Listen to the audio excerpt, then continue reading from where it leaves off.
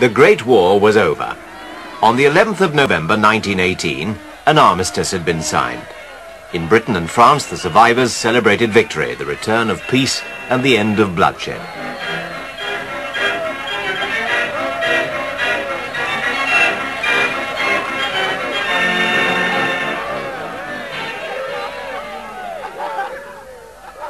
They'd left behind the nightmare lands of death and destruction created by 4 years of war.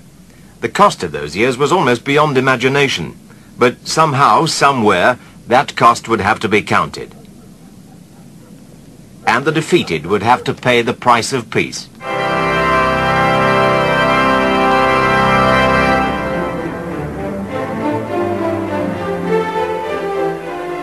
To the west of Paris stands the great palace of Versailles.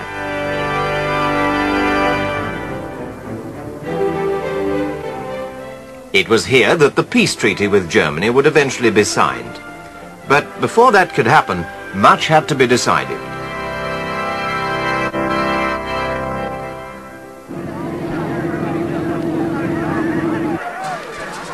In January 1919, 2 months after the armistice, the delegates of the victorious powers arrived in Paris for the peace conference to draw up the terms to be offered to the defeated countries.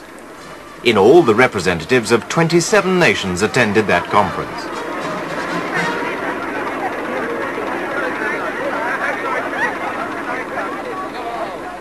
But of all the statesmen who came to Paris to settle the peace, the most important were President Wilson of the United States, Georges Clemenceau, the French Premier,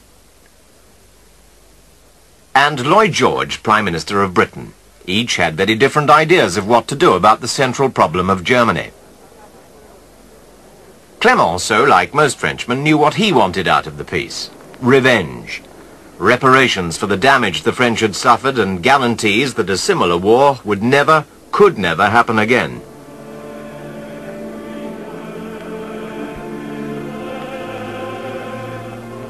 The idea that Germany should be let off lightly would have seemed sheer madness to Frenchmen who'd seen the effects of the German war machine on their own country. In order that scenes like this could never happen again, they wanted a Germany stripped of her wealth and armed forces.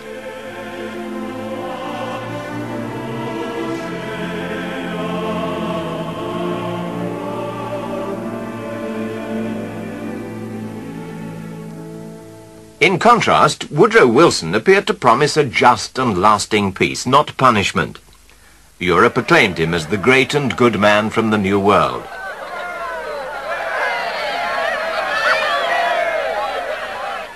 This was because his 14 points seemed to promise a new moral order in international affairs. No more secret diplomacy, reduction in armaments, and a League of Nations to protect all countries from aggression. He didn't want revenge as the French did, but there was no question that Germany should get off scot-free. But while Wilson was planning the future of Europe, Americans were rapidly losing interest as their boys came back home. They wanted a peace that wouldn't involve them in European affairs. Surprisingly, it was Lloyd George who fought most strongly for German interests at Versailles. Behind him was a public elated by victory, but eager for revenge. The Prime Minister appeared to share their opinion, but really had no time for those who wanted to destroy Germany. What mattered to him was that Germany should be made stable and allowed to recover her strength as a trading partner. This was the kind of Germany he feared, a land of miserable refugees, poverty, homelessness and starvation. All conditions likely to provide a perfect breeding ground for the new disease from the East, communism.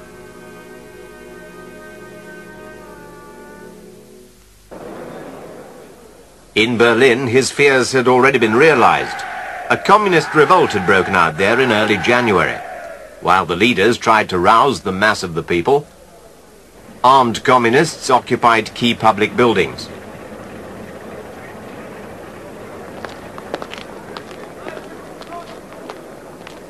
This was a direct challenge to Ebert, acting president of the new German government. He had to turn for support to army generals who brought in bands of ex-soldiers and turned them loose on the communists. Berlin briefly became a battlefield.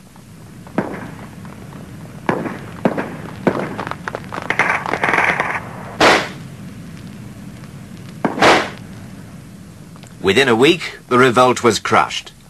Communist leaders were rounded up and some brutally murdered. Post-war politics in Germany were off to a bloody start. Meanwhile, in Paris, whilst the German government was squashing the threat to its own existence, the Allied leaders were arguing their way over the whole future of the German people.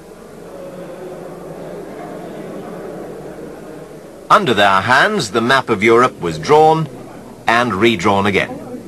At last, after more than 3 months of discussion, they presented the terms of their treaty to the Germans. Germany lost land in the east, the west and the north.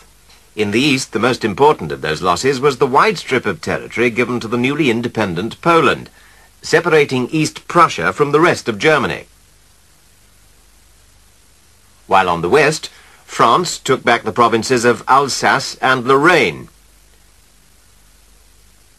and was also given the right to mine coal in the Saar, an area placed under League of Nations control for 15 years. To protect France, Germany was forbidden to station soldiers in the Rhineland, an area which was to be occupied by Allied troops until 1935. It was not only the loss of territory which Germany resented, but also the fact that Czechoslovakia and Poland now contained large numbers of Germans. And as if to add insult to injury, the treaty forbade German-speaking Austria to unite with Germany. Her fortifications were to be destroyed. Her army was to be reduced to 100,000 men.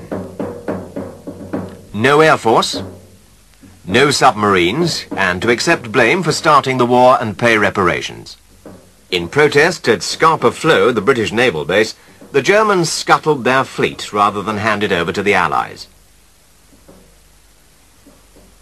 It was a last defiant gesture. Germany would have to agree to the terms. She was in no position to restart the war. So, in the high summer of 1919, the German delegates were brought to the Great Hall of Mirrors at Versailles to sign the peace treaty. It was a compromise peace that satisfied not even one single Allied leader, and predictably the Germans loathed it.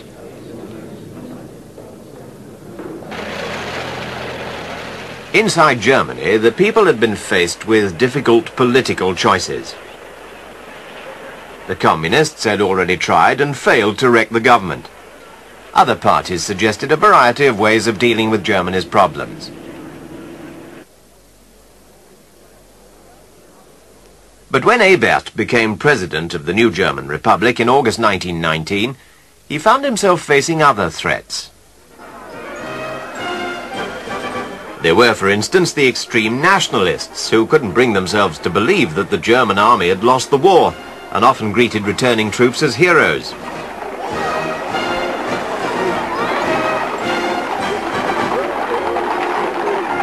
They'd already blamed the government for signing the armistice, and now they blamed them for signing the shameful Treaty of Versailles. And then there were the Freikorps, or Free Corps, bands of ex-servicemen who'd tasted blood and power in their battles with the Communists. In March 1920, these two forces combined to try and take over Berlin. The army refused to fire on the Freikorps, who were only defeated when the workers of Berlin went on strike and refused to cooperate with the rebels. Political extremism seemed to have become part of everyday life. And then there was the vital question of reparations. In 1921, the Allies were still discussing how much Germany should finally pay. Aristide Briand, the French Prime Minister, wanted a definite sum to be fixed quickly, and Germany made to pay.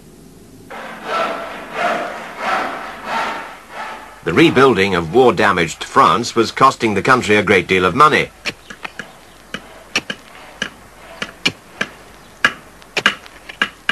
Why should the French be taxed more heavily to pay for all this, when the money could be squeezed out of Germany?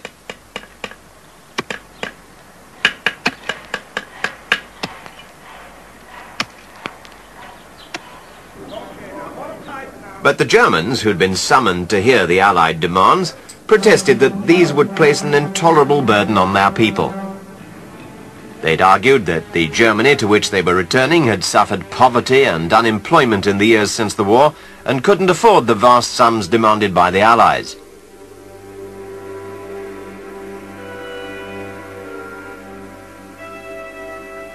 Germany was already in a bitter mood. Might not reparations only make things worse? But these arguments didn't impress the Allies, who fixed a sum of £6,600 million for the Germans to pay. That sum would have to be paid in goods as well as money. Most would come from here in the Ruhr, the industrial heart of Germany.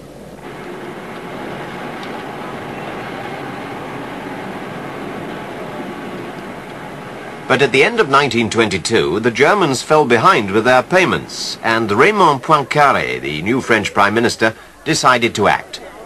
If Germany wouldn't pay in full and on the nail, then France would help herself.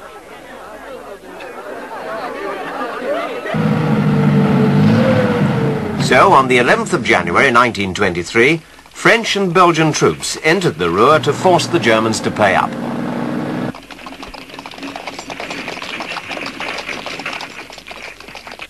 There was, of course, after Versailles, no German army big enough to stop them. At first, the French believed that they could make the Germans work for them.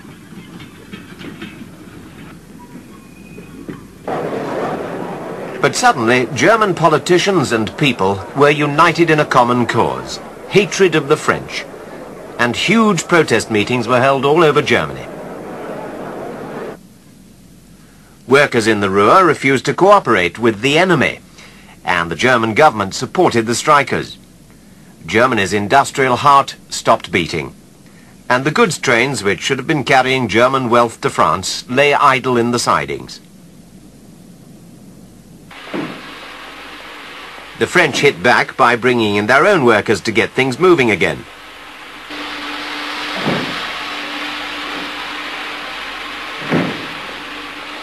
Their attitude towards the Germans in the Ruhr began to harden. They tried to cut the Ruhr off from the rest of the country. German visitors were searched as if they were entering a foreign land.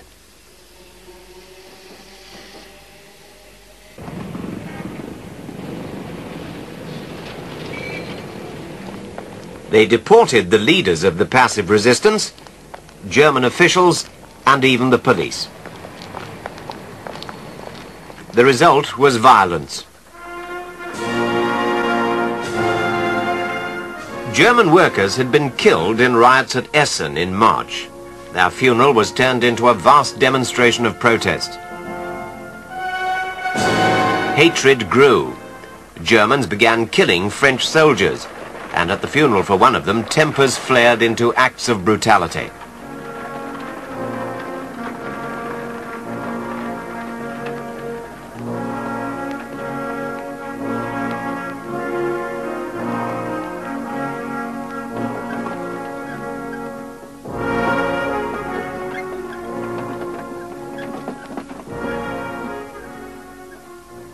(1923) was disastrous for Germany. In that year, the great German inflation reached its peak. For some time, the value of the mark had been dropping, and as the value of the notes decreased, so the amount of notes needed to buy things grew. Banks became more and more hard-pressed to meet the ever-increasing demand for paper money. For their customers, suitcases replaced wallets. To meet this crisis and pay the strikers in the Ruhr, the government simply printed more money. And as it lost its value, so it cost more and more to pay wages, to buy food. Hundreds of thousands. Millions, whatever figure was printed on the notes, really meant nothing. The German mark was worthless. As in a fearful dream, people's life savings were blown away like leaves in a gale.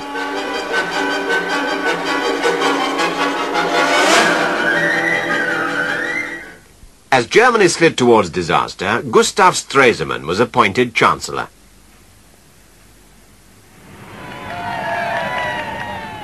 It was a time of crisis. The loss of production in the Ruhr was making inflation even worse, and Stresemann realized that the only way to help the economy back to normal was to call off resistance there and get production going again. The government also announced that Germany would resume the payment of reparations. It was the only possible way of getting the French out. But to the nationalists, it looked like yet another pathetic surrender to Germany's enemies. General Ludendorff, who'd never accepted that Germany had been defeated, gave his support to Adolf Hitler, the leader of the new National Socialist Party. In Munich, the capital of Bavaria, they decided to try and overthrow the government. But Hitler's stormtroopers were not yet powerful enough and couldn't get the support of the army or the police. Their November uprising failed and merely ended in confusion and 14 deaths. Ludendorff and Hitler were put on trial for treason. Ludendorff was let off. Hitler was sent to prison, where he brooded on his failure for a few months in rather comfortable surroundings. Meanwhile, inflation was being brought under control. The old worthless money was called in and destroyed, and replaced by a new currency. At the same time, a committee under Charles Dawes, an American, was set up by the Allies to scale down the reparations, so that Germany could afford to pay them.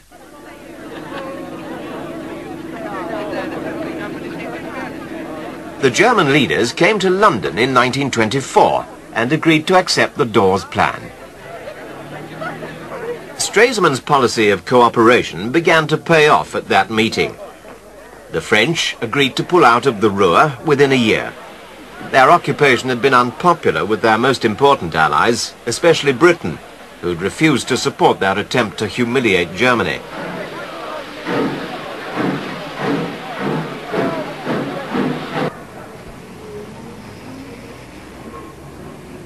As German industry returned to normal after the chaos of occupation and inflation, Stresemann brought off another triumph, this time at Locarno in Switzerland. Under the Locarno Pact of 1925, France, Belgium and Germany agreed to respect the frontiers between them, and Britain said she'd support any country that was invaded.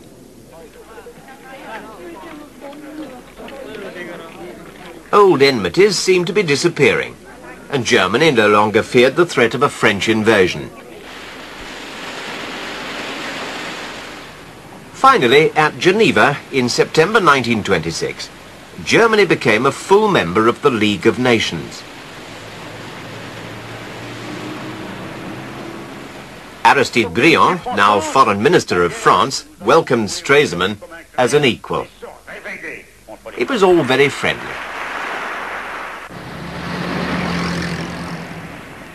By now, life in Germany appeared to be returning to normal.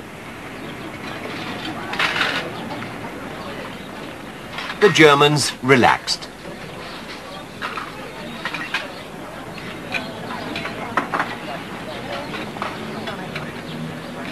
The grim aftermath of the war, the humiliation of Versailles, the hysteria of 1923, all gradually faded beneath the surface of a new prosperity. For a defeated nation still paying for a lost war, the Germans appeared not to be doing badly. They could afford to live it up a little, have a good time.